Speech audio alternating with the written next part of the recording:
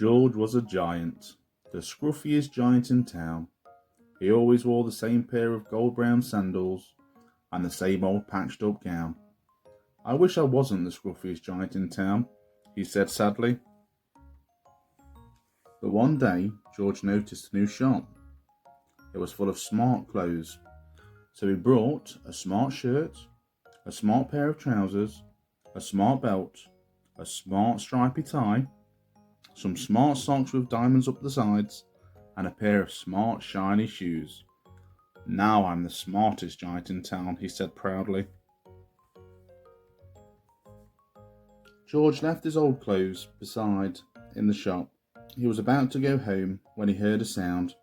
On the pavement stood a giraffe who was sniffling sadly. What's the matter? Asked George. It's my neck, said the giraffe. It's so very long and so very cold. I wish I had a long warm scarf. Cheer up, said George, and he took off his stripy tie. It didn't match my socks anyway, he said. As he wound it round and round the giraffe's neck, it made a wonderful scarf. Thank you, said the giraffe. As George strode towards the home, he sang to himself, My tie is a scarf for a cold giraffe, but look me up and down, I'm the smartest giant in town. George came to a river. On a boat stood a goat who was bleating loudly. What's the matter? Asked George. It's my sail, said the goat. It blew away in a storm.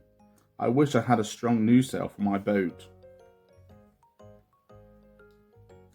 Cheer up, said George, and he took off his new white shirt. It kept coming untucked anyway, he said, as he tied it to the mast of the goat's boat. It made a magnificent sail. Thank you, said the goat. George strode on, singing to himself, My tie is a scarf for a cold giraffe, my shirt's on a boat, has a sail for a goat. But look me up and down, I'm the smartest giant in town. George came to a tiny ruined house. Beside the house stood a white mouse with lots of baby mice. They were all squeaking. What's the matter? Asked George. It's our house, squeaked the mother mouse. It burned down, and now we have nowhere to live. I wish we had a nice new house. Cheer up, said George, and he took off one of his shiny shoes. It was giving me blisters anyway, he said. As the mouse and her baby scrambled inside, the shoe made a perfect home for them. Thank you, they squeaked. George had to hop along the road now, but he didn't mind. As he hopped, he sang to himself. My tie's a scarf for a cold giraffe, my shirt's on a boat as a sail for a goat, my shoe is a house for a little white mouse, but look me up and down, I'm the smartest giant in town. George came to a campsite. Beside a tent stood a fox who was crying. What's the matter? Asked George. It's my sleeping bag, said the fox. I dropped it in a puddle. I wish I had a warm, dry sleeping bag. Cheer up, said George, and he took off one of his socks with diamonds up the sides. It was tickling my toes anyway, he said. As the fox snuggled into it, it made a fine sleeping bag. Thank you, said the fox. George hopped on, singing to himself. My tie is a scarf for a cold giraffe, my shirt's on a boat for a sail for a goat, my shoe is a house for a little white mouse, one of my socks is a bed for a fox. But look me up and down, I'm the smartest giant in town. George came to a big, squelchy bog. Beside the bog stood a dog, who was howling. What's the matter? Asked George. It's the bog, said the dog. I need to get across, but I keep getting stuck in the mud. I wish there was a safe, dry path. Cheer up, said George, and he took off his smart new belt. It was squashing my tummy anyway, he said, as he laid it down over the bog. It made an excellent path. Thank you, said the dog. The wind started to blow, but George didn't mind. He hopped on, singing to himself.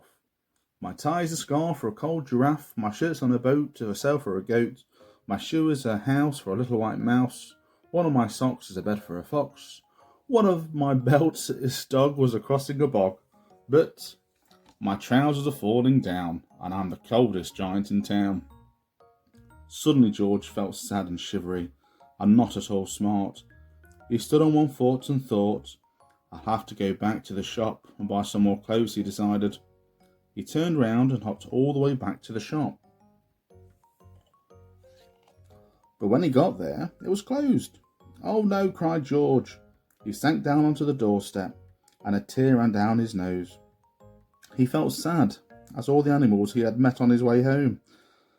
Then, out of the corner of his eye, he saw a bag with something familiar poking out the top. George took a closer look. "My gown," he yelled, "my dear old gown and sandals." George put them on. They felt wonderfully comfortable. "I'm the cosiest giant in town," he cried, and he danced back home along the road. Outside his front door stood all the animals he had helped. They were carrying an enormous present. "Come on, George," they said, "open it." George untied the ribbon. Inside was a beautiful gold paper crown and a card. "Look inside the card, George," said the animals. George put the crown on his head and opened the card. Inside it said, "Your tie's a scarf for a cold giraffe, your shirt's on a boat, a sail for a goat, your shoe is a house for a little white mouse, one of your socks is a bed for a fox, your belt helped a dog who was crossing a bog, so here is a very fine crown to go with the sandals and gown of the kindest giant in town."